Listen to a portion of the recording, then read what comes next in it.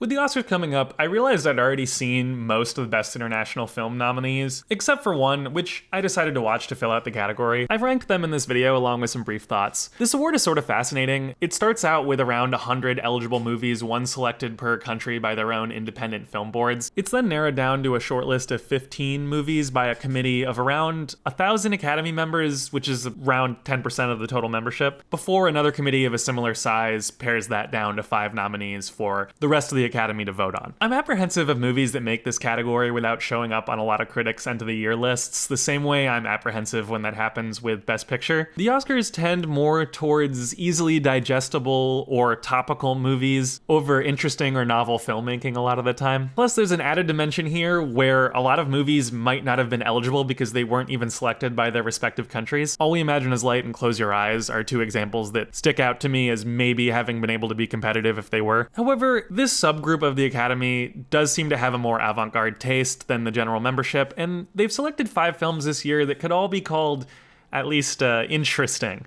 And on that note, number 5 is the one everybody hates, Emilia, Pérez. I made a video on this during its theatrical run, and it's been a slow-motion train wreck watching the disgust go mainstream. Real shout-out to anyone who saw it at Cannes and had to wait this long for public opinion to turn. I hope the takeaway from it is to do your research before making a movie about something. Not doing so made for a boring, shallow watch, and obviously something quite objectionable to Mexicans, trans people, and anyone who cares. I hope the lesson isn't don't make weird shit like this, though, because doing something off the wall in this vein is typically something I really enjoy. Like, it's actually far from traditional pandering Oscar bait. I worry people will learn don't make bold movies rather than don't take being topical by itself as a substitute for being interesting. Okay, now there's a huge jump in quality after this to 2 movies that are both similarly good, but I didn't find exceptional. Number 4 is I'm Still Here. I am happy that another film not in English made it into the Best Picture running. I'm Still Here is about a family living through Brazil's 20-year US-backed military dictatorship as their father is arrested and his whereabouts are persistently uncertain. If there's an issue I care the most about, it's probably the legacy of US-backed dictatorships in Latin America. So let me use this movie to cut off any accusations that agreeing with something's politics is my sole criteria for judging it. I'm Still Here does a good job of articulating subtly the true breadth of intergenerational trauma caused by disappearances and repression, and situates these atrocities as part of larger social justice movements in the region. And it's even better as a movie about family with a bunch of fantastic child performances that are heartbreaking to watch. The contrast between the beautiful beach they play on and the buzzing military helicopters looming overhead makes it so devastating when the two converge. The best scene for me was between 2 children, now grown up, reflecting on their father's disappearance. It's a high point near the end, but the feeling it evokes is not where the movie leaves off. The ending is messy, and I don't think I can say it's messy in a way that's appropriate for all the threads it's trying to tie together. It feels more like the movie was not completely sure what it wanted to be. And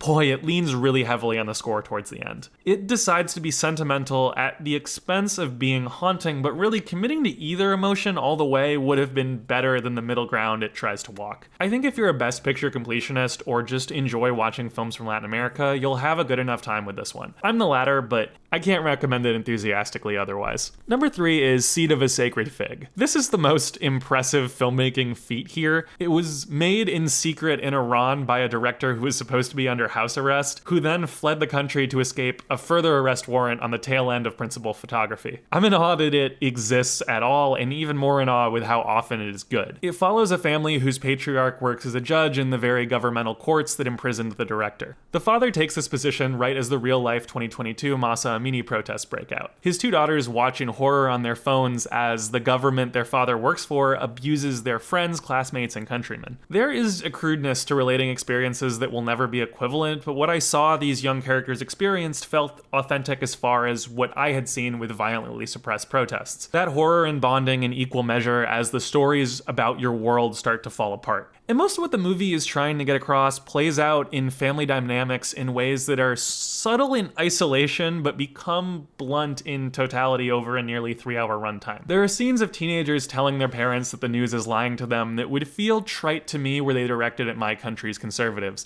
But obviously what strikes me as trite has a much different connotation when the movie it's in is actively illegal to a point that at least 4 people involved have had to flee the country. I'm running a lot more into awe with the movie making process, and This is one where it feels particularly silly to quibble about little things with it. Truthfully though, I was not blown away by the final product as much as I was the skill and bravery required for it to exist at all. Number 2 is Flow. Flow kicks ass. This and number 1 could probably be switched around. It's a story about a bunch of cute animals banding together on a sailboat to survive a flood. Kind of weird for this category because it doesn't actually have any dialogue, but it was made in Latvia. I'm not going to say much more because I already made a video about this, which I'll link in the description. However, I do want to thank any of my Latvian viewers who stuck around past that video. I really appreciate you. Also, if you have any other recommendations for Latvian films, I'd love to hear them. And number 1 is The Girl with the Needle. This was the one I feared most would be that sort of topic forward movie. It's about a young woman in the 1910s with an unwanted pregnancy while her husband is missing in action at the conclusion of World War I. Great to touch on abortion rights, but a movie is more than its subject matter. However, this one is certainly more than that, and a lot less digestible and far bleaker than I expected it would be. I sunk deeper and deeper into my couch as it went along, each bit of shocking imagery equally visually and emotionally disturbing. This is a gross movie. Underdevelopment, income inequality, and lack of social safety net aren't solely problems of the past, but this film made me thankful for my distinctly 21st century comforts. We see a lot of drafty rooms, chamber pots, and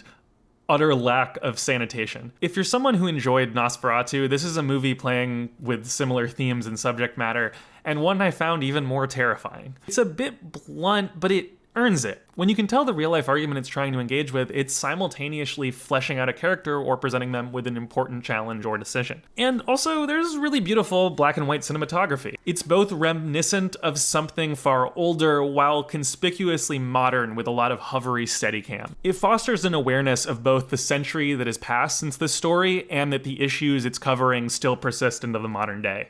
Also, it's a lot more abstract than I was expecting. Right from the jump, it's doing something really beautiful and layered, thematically and very literally. And though this is a bit of a rough movie to watch, it's not an emotionally distant one. I'm trying to articulate a distinction between something like Pavel Pavlinsky or Mikhail Haneke or even Red Rooms from last year, and something like Werckmeister Harmonies or maybe The Brutalist. All hard to watch and depressing, but the latter two let you in on emotion and closeness to characters far more willingly. That's the camp that I find this one falls into.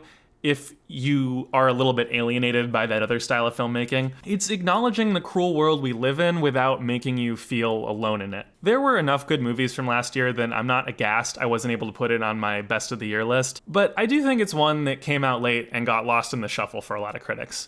It's on Mubi if you have that, and it's definitely worth your time. Thanks for watching. I'd like to do a similar rundown for the best documentary category, but No Other Land still is not playing in my area because it doesn't have a distributor in my clown-ass country. So look forward to that at some point, I guess. If you enjoyed this enough, I would appreciate a thumbs up and subscribe if you want to see more like this. I release something new every Friday, and I try to be active in the comments if you have any thoughts on these movies and are wanting to talk about them. So yeah, thanks for your time. Have a good weekend.